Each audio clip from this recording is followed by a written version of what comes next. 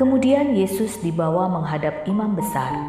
Lalu semua imam kepala, tua-tua, dan ahli Taurat berkumpul di situ. Dan Petrus mengikuti dia dari jauh, sampai ke dalam halaman imam besar.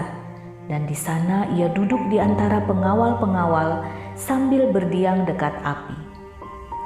Imam-imam kepala, malah seluruh mahkamah agama, mencari kesaksian terhadap Yesus, supaya ia dapat dihukum mati.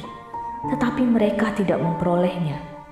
Banyak juga orang yang mengucapkan kesaksian palsu terhadap dia, tetapi kesaksian-kesaksian itu tidak sesuai yang satu dengan yang lain. Lalu beberapa orang naik saksi melawan dia dengan tuduhan palsu ini. Kami sudah mendengar orang ini berkata, "Aku akan merubuhkan bait suci buatan tangan manusia ini, dan dalam 3 hari akan kudirikan yang lain, yang bukan buatan tangan manusia."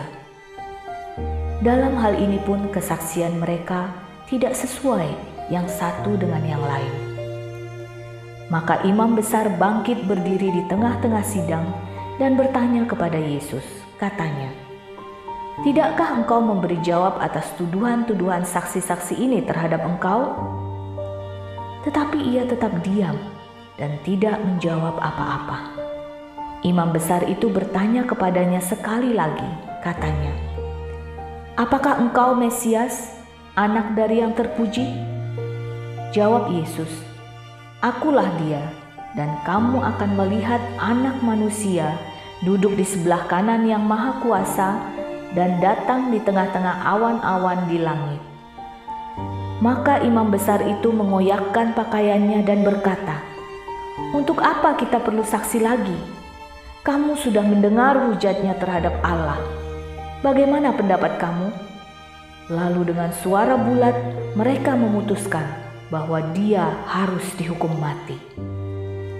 Lalu mulailah beberapa orang meludahi dia dan menutupi mukanya dan meninjunya sambil berkata kepadanya, "Hai Nabi, cobalah terka."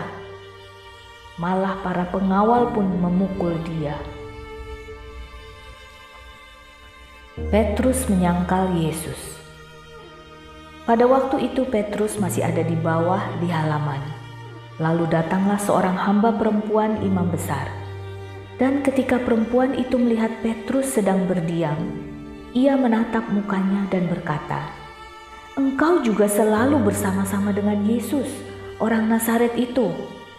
Tetapi ia menyangkalnya dan berkata, "Aku tidak tahu dan tidak mengerti apa yang engkau maksud."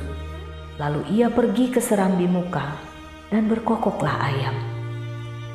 Ketika hamba perempuan itu melihat Petrus lagi, berkatalah ia pula kepada orang-orang yang ada di situ, "Orang ini adalah salah seorang dari mereka." Tetapi Petrus menyangkalnya pula.